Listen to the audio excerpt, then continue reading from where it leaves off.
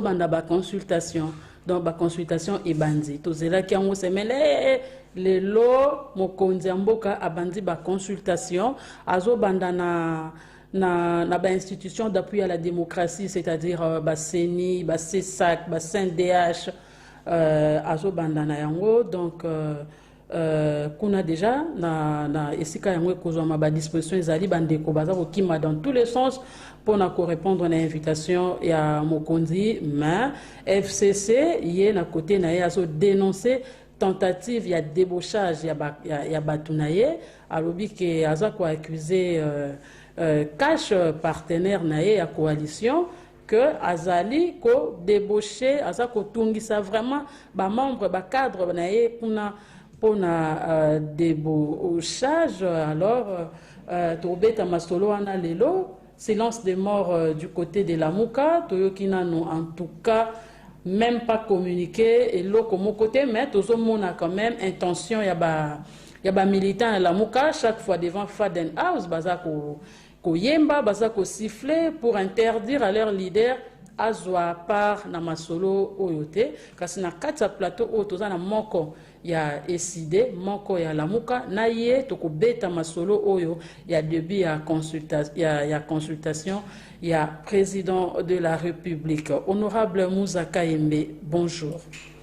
Bonjour maman Nangai, maman journaliste oza kosala mosala kitoko population alingi yango asepeli nango pe azali kopesa yo longonia na mosala kitoko oyo ozali kosala pe omoni wana opesaki mbela na yo ya bato ya mitema mabe oyo balingi te ke ba journaliste basala mosala nango boye ekomami na mobeko likonzi to constitution alors population za na soutien na yo biso pe to sepelaka tango bengaka biso po to solo makambo ya mboka po makambo ya mboka ezalaka ya kobomba bomba te ezali ya koloba polele lokola mboka ekomi na bulu yeke pour que tozwa solution oyo ekozala ya malonga po peuple azwa lobiko.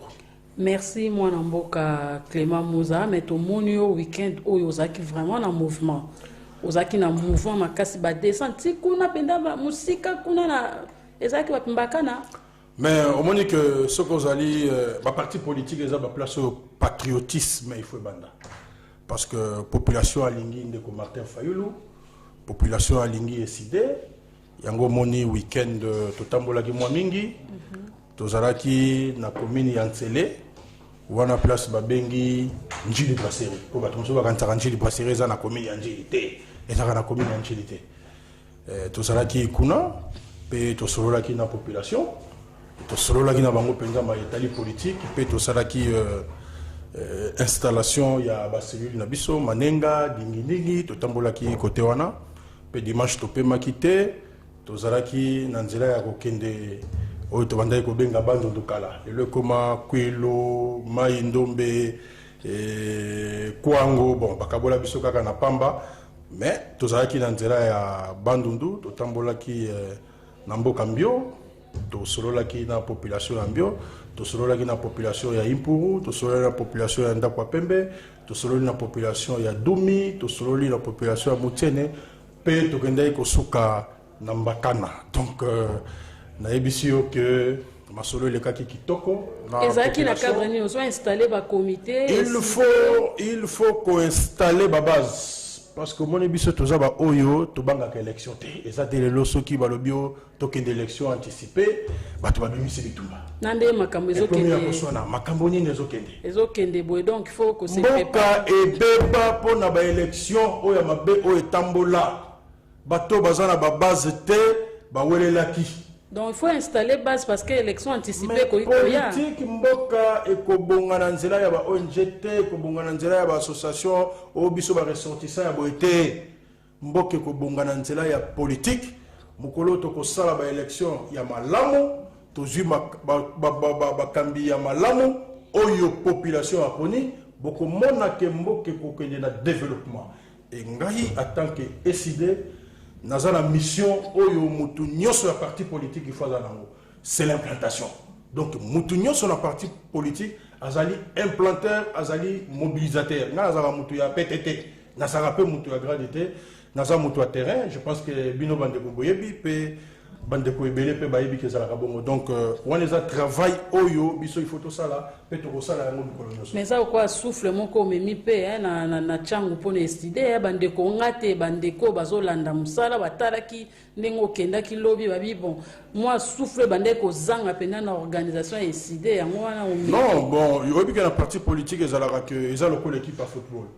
Au cours de la numéro 9 au Tchébi, mais il faut garder un bois qui l'a eu, il faut numéro 5 à Pesayo, il faut numéro 2 à Salapasse, ainsi de suite. Donc, je pense que Moussa Lezali, il y a Bissonioso, mais Moutoufoua, mais Matouche Naye, et on va se battre pour ça, et puis, tout aux allants de terrain, parce que tous autres se préparer à toute éventualité et décider et causer la prêt comme parti politique pour la réélection.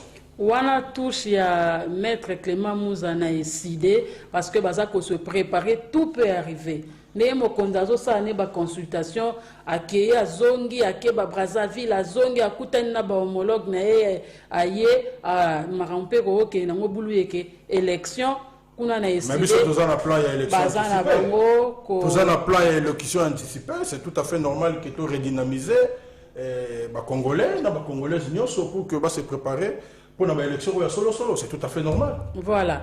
Alors, Mokonzi Amboka, Antoine Félix Tshisekedi, abandi ba consultation ou annonce qu'il Lelo a koyamba c'est ba délégué à CENI, à CESAC, à Société Civile, kuna na cité de l'Union africaine. Moi, commentaire na yo. Bon, commentaire na je pense que faut changer. Et qu'il faut varier, moi, parce que les politiques sont la dynamique, mais il faut que la constant par rapport à Oyo Zoloba, Oyo Lingi, et Oyo Kokiko Sala Ponamboka. Contribution dans la consultation, c'est que Zoye Banapezate, Makambongo Zani, ni na niveau de la population. Parce que la population, apparemment, a confondre consultation, a mona local les dialogue, a mona même bactère politique, parti politique, a mona soko fungoli télévision mawatro. Okoyoka mutunyo so biso association ya boye, biso pays photo ya, biso parti politique boye, tozo soutenir boye, biso pe photo ya to sala. Bon, batunyo so balingi bakota parce que objectif il y a consultation oyo ezali que il faut bandeko ya kashi bazwa majorité parlementaire. Objectif nango yango anaza objectif mususu te. Basala union sacrée pour bazwa majorité parlementaire. Tolanda ki moko ya ba ministre le kaki na etando moke pe alobaki likambwana. Mais au moni ke biso ezo pesa biso pasinga personnellement parce que eza normal alobaki ke eza opération moko citoyenne que ndeko Tshisekedi akoki ko consulter batuninga zo consulter consultation ezali pour azwa vie na bango ayeba nini akoki ko sala.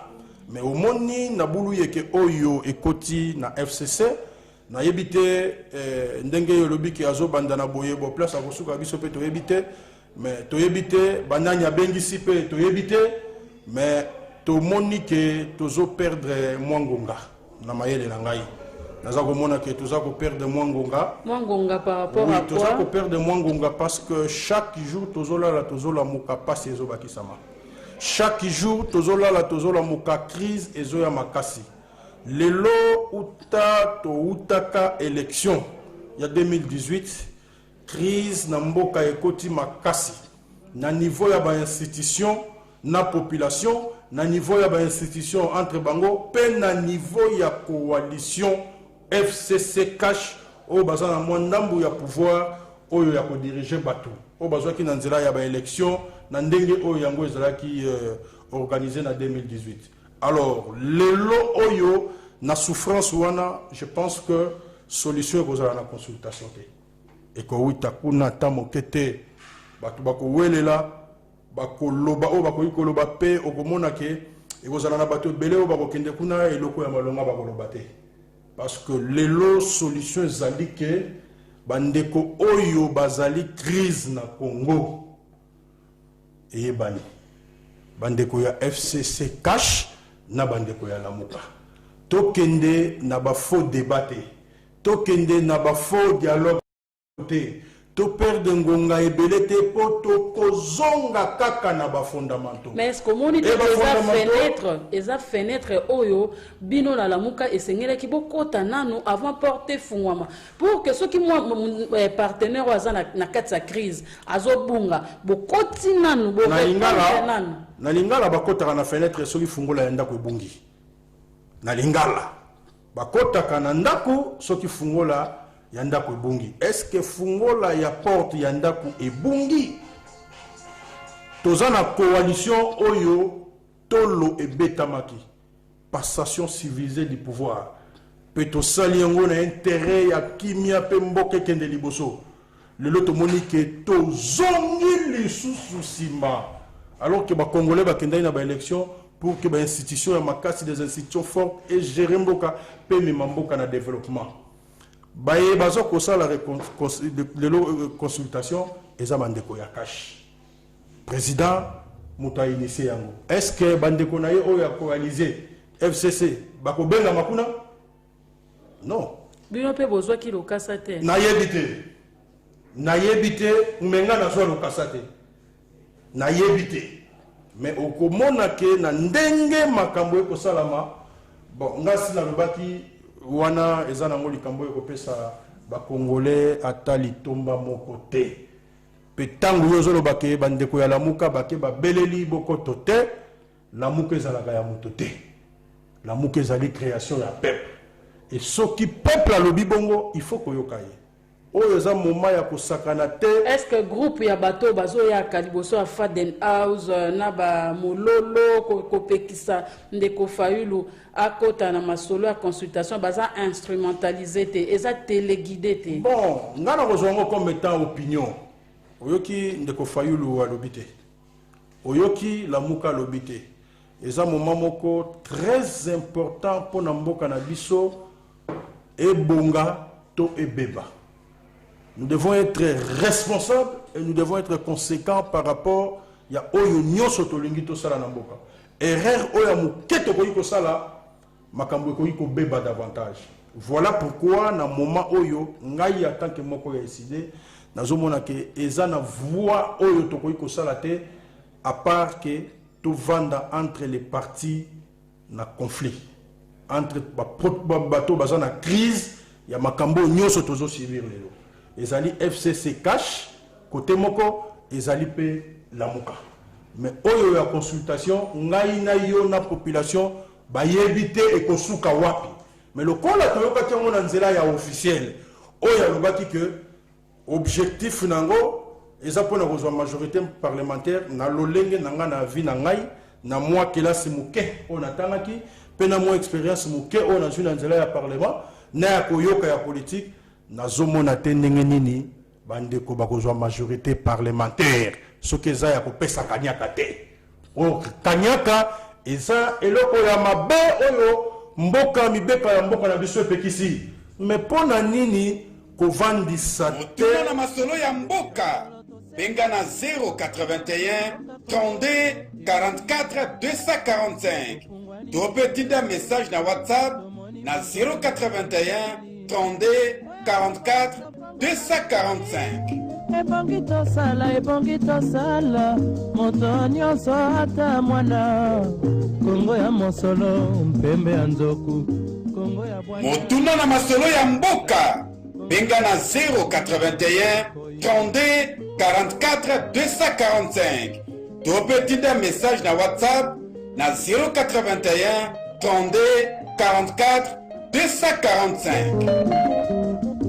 Officiellement, na moment où tozali, ezandeko Martin Fayulu nde aza coordonnateur ya Lamuka. Donc, toza ko li qui a été position ou eko bim officiellement, il faut ya Lamuka, il faut yende apesango.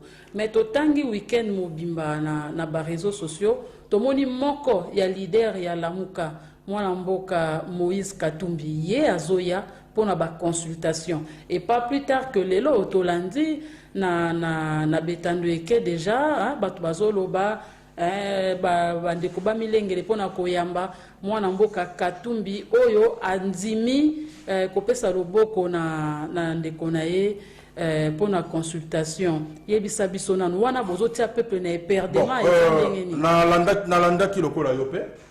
To ebite ceux qui nanzela ya ba réseaux sociaux ezali ya solo to ya lokuta mais to landi bongo. Mais ce que ezali bongo et que moko ya lamuka amoni ke ye akoki kokota yango poto lobite ke lamuke boyi. Mais au moins tozana na communiqué officialité. Lamuka comme institution o réunir bango. Je pense que basalaka comme d'habitude, il y a ko solo là entre président et puis il y a ko bimisa communiqué, mais communiqué monanité. Mais ce qui moko a pesi alobi ke ngai na ko kende makambo wana. Je pense que eza liberté na ye. Eza liberté na ye parce que la muka kanga ezali yem tazomona ngo trahison ndenge yozolba wana. Mais la trahison a un prix. Ce qui m'a trahir prix na ngo ezalaka. Mais pour le moment, le col a communiqué, je pense que nous, en tant que politique, il s'est limité dans l'analyse par rapport à une consultation. Alors, tous un message comme Kokota, de comment quoi comme Libiso, on a sur assigné na souka lobby. Le président a une solution et a causé sur cette consultation parce que le premier problème des Congolais, c'est lui-même. Il faut asenga baninga na ye à Genève, pardon, na oyo asala kibango, parce qu'il a bien dit à Triomphal que Bameli Mbondo, c'est que Mbondo amela ki yango et kangamiye. Il faut atoubela mabe asala ki peuple congolais pour son pouvoir. C'est Junior Mampouya, depuis Njili, a continué à lobby, prendre d'autres députés dans d'autres plateformes.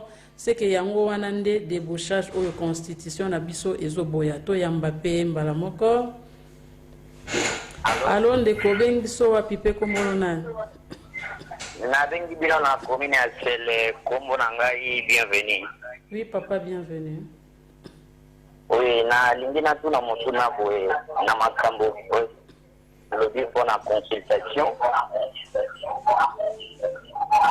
Na Genève babengaki bango masolo andimaki masolo wana na sima akaboni na baninga lelo oyo nde imi lisusu ke basangana na baninga po ke bakenda liboso na tina na masolo basololaka soki andimaki ke bakozala na bomoko ifale bakontinue na bomoko bazalaki nango na Genève apanzanaki na baninga na ye po azosenga lisusu consultation. Bon angai Martin Fayulu atikala na position na ye ameka kosangana na ye parce que bakokenda kuna lisusu bakoluka kaka intérêt mabumu na bango moko me bakosala la population te donc solution na ngai. Merci papa. Honorable Malobeze Panayo. Merci beaucoup maman. Omoni oyo nalobaka mbala mingi na lopoto babengaka yango sondage. Opposé mutuna pe bato bazo réagir na nzela ya singa. Omoni ke bandeko bazomona ke bazomona lokola biso. Parce que biso to vanda na population wana to liaka na bango, to sala la makambu na bango, to tanga information na journal te. Donc soki libo ko longwe pa ya maman Marie Jeanne et ke pa ya maman Marie, oyeba ke libo ga o et ke pa maman Marie ba toute la pondu, so que si maman Junior mutakozwa. Donc biso to yebi makambu ndenge pasi ezali na mboka. Ba consulter peuple, on a ta peuple va consulter na nzela ba élection. Mais au monique na ndambu ya bato ba bengio na échantillon ba bengio, bato ba monique ndenge biso tozali ko maniola makambu ya consultation ba monique solution bozala te. Ndenge mokonza mboka déjà bandai ko sala échec, abandai déjà ko mona échec oyo salami na ta oyo ba gérer na coalition, ndenge pe bato bazali ko mona ke kuna eloko ya malamu bozala te. Pe bato ba ko mona lokola biso que débauchage ezala mona tina moko te po salama mbula la mbula. Lelo bato belé oyo bazana FCC ba wuta IDPS. Mais de débauchage on est salama muta démissionné te memba ye ba pesi yaka yo ozala l'entreprise boy yaka yo ozala ministre boy yaka le lo moni pesi biso résultat ni eloko te ezako avancer et so avancer mboka na eloko moko te et pe bandeko ba pesi point de vue na bango nyoso ba ko sala wana ezali pour na partager ya pouvoir pour na mabumu na bango mais jusqu'où to ko mema mboka yango moni na plan de sortie de crise toza très clair. Ah oui allô ndeko oui bonjour papa Obeng bonjour tozolanda yo. Oui, alors tozolanda yo. Ndeko akei abenga biso na nzela ya standard ya rallye que honorable Malobeze Panayo donc bozo pe sa chance te et puis bozo ba politique ba débauchage au moni population yemoko akomi komona yango ke option wana na ngonga oyo ya koluka majorité parlementaire ezali mabe po ekoleka na nzela ya kanyaka eza possible te na ndenge ya mibeko na biso ndenge ezalaka baye bakoganga télévision bakoganga mikolo na mikolo bakoganga na mikolo ebele baza na bango bato baza koflate baza na intérêt moko ya peuple na kati wana te yango moni mwana mboka Martin Fayulu alobi na plan de sortie na ye makambo ya kokabola pouvoir ezate tosala nde bareforme tosokola pota oyo mboka ezoki avant tozwa kisi totya oyo kosalama sikoyo eza lokola pota ezali mpe bazozwa kisi babakisa mama mboka ebanda se kozinda misala ekoya na mboka oyo te mboko eko se développer te classe ya bana ekozala malamu te santé ya bato ekozala malamu te nyonso ekobonga te donc ekozala ba solution moko motuna na masolo ya mboka benga na 081 32 44 245 to petita message na WhatsApp na 081 32 44 241 32 44 245 to petita message na WhatsApp na 081 32 44 245. Ndeko bengi biso wapi kombo nani? Na bengi naza kote ya palais de la justice. Kombo na yo? Kombo na nga Kaimbe.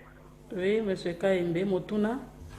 Motuna na nga izake bandeko oyo azoloba wana ndeko oyo azoloba wana. Ndeko wana azozwa conscience ya koloba makambo ndenge ezali. Tokende tobongisa makambo na ndenge esengeli. Atika ba discours oyo ya milai ya koloba Fayulu pese eza na tina te na ta oyo. Na ta oyo ifale esalama makambo oyo président azolinga esalama po topengana nanu mumuna. Mais tant il y a azo insisté wana azoyeba pourquoi azo insisté makambo ya azoloba wana yango contribution na nga yango wana botuna ye souci na ye eza nini. Honorable souci na yo ezali. Merci beaucoup. Question directe. Souci na ngai ezali kaka intérêt ya kozala na bomoko na mboka pe kotambola na nse ya mibeko. Voilà pourquoi tous allons soutenir plan ya sortie ya crise.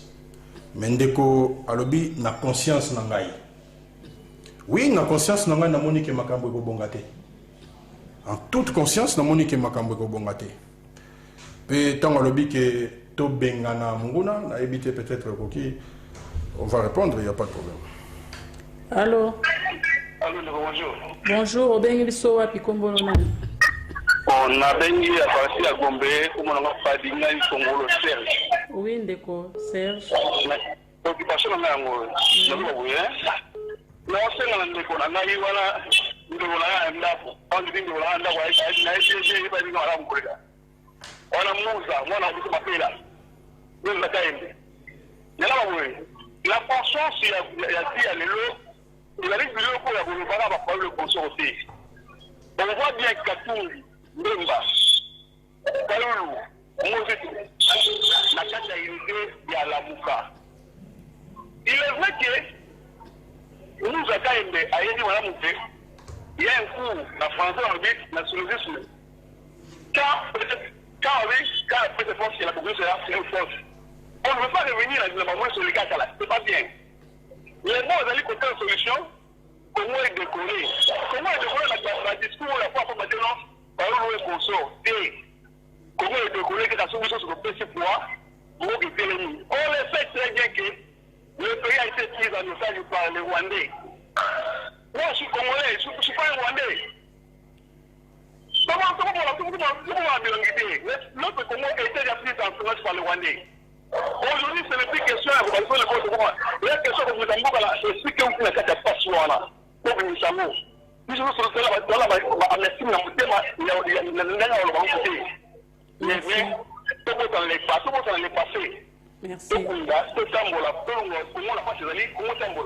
Merci. Honorable Tozuipe Mutuna Moko. Tozui Mutuna Moko awa. Tokoka aussi ça. Tozui Mutuna, en tout cas, Bandeko, va s'opposer. Allô? Allô, bonjour maman. Bonjour papa, obengi biso wapi na mokuse pe kombo na yo? Babengi bino na komina nsele komo na atite. Oui papa, olobi nini? Mokuse na nga eza biro. Toyebi bien régime uti koleka yango bandaki kolokotoka bato ke baboyaka bango. Mota lekanaka na voie normal babandaki kolokoto bango te. Pour dire quoi? Soki Félix asala bongo te Kabila alingaka aimposer biso kaka Shaddai. Lokola babengi concertation esengeli tokenda tosala yango peu importe ndenge tozoraisonne biso baanalyste tokebana na likambo wana. Merci papa. Tozwi question na WhatsApp moko pour topesa autant au répondre to clôturer émission. Changu tozana kanda makasi na makambo ya Faci na Kabila tozo souffrir nyonso oyo Faci nde akomisi biso na équation oyo Moïse azalaka déjà côté na bango toyebi. On est à position ya ndeko. Alors honorable au répondre aux appels temps et répondre pour tout clôturer monsieur Kominasuka. Bon, on va répondre rapidement parce que on prend le dernier appel, c'est le tout dernier. Allô? Oui, allô. Obengi biso wapi kombo nani? Nabengi bino na masina ngai kombo Kipebeba. Oui, na mokuse ndeko beba. Oui, tolingi toyeba consultation yango nde balobi eza 10 jours bazoyamba bato nyonso. Bato wana mingi toyebi bakokende po baélargir gouvernement ekotayema na format nini epi na texte nini na constitution oyo ekopermettre ke bato bandeko ba société civile na banani bakota lobi soki bazosala gouvernement. Merci Ndeko. Honorable, ozo répondre kasi tozomona confusion toujours bato bazokanisa gouvernement. Est-ce que consultation ezopesa nzela na gouvernement ya sika? Que bato bazande ko welela. Consultation eza babengi oyaka opesi ya vina yo. Na ndenge oyo bango balingi bazwi la majorité parlementaire na bango. Pour elobama kibongo na nzela oyo tolandi bakambi oyo balobi tina nini bango bakosala eloko wana. Mais na yebisi yo boye pona ko répondre bandeko na nyoso. Tozala ba fanatiki te. Que lelo totanga kombo ya Fayulu te parce que yende mutu asali proposition ya sortie des crises. Fayulu asali communiqué te, alobi pena no likambo te. Bisonde tozo sala ba analyse. Banda to utake élection amonaki ke na ndenge élection esalamaki mboki kokota na crise. Lelo na président Tshisekedi andimi ke mboki eza na crise na nzela ya lokasa. Pe amoni ke coalition na yena FCC cash eza malamu te. Pe alobi ke eza na accord moko te oyo ye a signé ekoki kozala na likolo ya mibeko oyo ya mboka. Makambo wana batu baloba yango déjà. Mais lelo ezali kotala intérêt ya mboka pe biso na analyse na biso ngai na moni ke consultation wana ekomema biso na eloko te tozala biso kosala demi-tour au lieu tosala quart de tour. Alors ekomema biso na eloko moko te. Voilà pourquoi ndeko Kayembe tango lobi ke to benga na monguna yango nani na politique monguna zalaka te. Nous sommes des adversaires politiques. Monguna salakate. Lelo muto yo kobenga monguna soki yo kotanga kombote pona yo monguna eza Kabila. Kabila za monguna na bino te. Parce que bozana coalition. Bo sangisa ki mayele na bino, bo signé ki mikanda na bino po bosala gouvernement, bosala parlement oyo tozana ngo lelo, oyo bino bo bakeza parlement mécanique, pe bo moni ke lelo soni la tibino na ndenge bo diriger mboka mabe. Aza monguna taza adversaire pe azali moko oyo bino bozana elisanga politique oyo ya kolobela ka bato modèle wana eza politique ya bien te pona mboka ndeko na ngai. Donc biso tolobi ba yenyoso baza problème ndeko Tshisekedi aza problème ndeko Fayulu azali problème ndeko Kabila azali problème ba vanda esika moko to sala ba réforme pe to tonga mboka to bongisa mboka.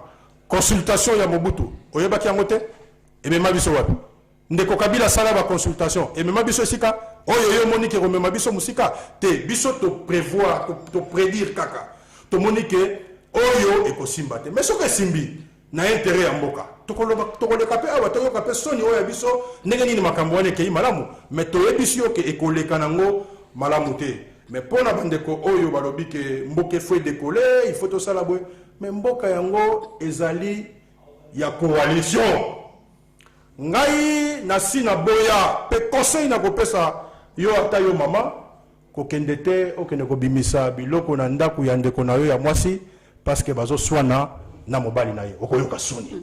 Merci. Bakoyoka na oyo mbala liboso te bakozonga bango mibale bayebi eloko nini basalaka soki ekobeba ebebi mais biso tolingi tokota makambo wana te ndenge peuple akoloba wa kokota te ndeko Fayulu azolobela ndeko Fayulu eza peuple mutu azoloba biso baoyo te biso toza koanalyse pe tomoni ke intérêt oyo toza nango lelo tozosenga na basango tozosenga na bandeko balingaka Congo tozosenga na SADC tozosenga na Nations Unies basunga bandeko oyo baza lelo problème na crise pe bazali solution tokozwa solution mbala moko à partir ya ba réforme oyo nyonso ezosalama oyo soki ezali kekende na parlement ekozala qui sont pour qui sont contre banani bakoleka ebele batu ya Kabila bakoleka ebele. Merci bandeko masolo ya mboka ya lundi ya lelo esuki awa consultation ebandi bao baza concerné bakende biso tozaka kawana tozolandela tokozonga lisusu awa poto pesa bino évolution ya masolo ndenge ebandi kobetama. Merci beaucoup na bino batu bokolanda biso na nzela ya YouTube na Doudou Montiri télévision. Merci na Stéphane Banzuzi azaki na sima ya régie pe na ndeko Bruno Nzinga na sima ya caméra. Tokutani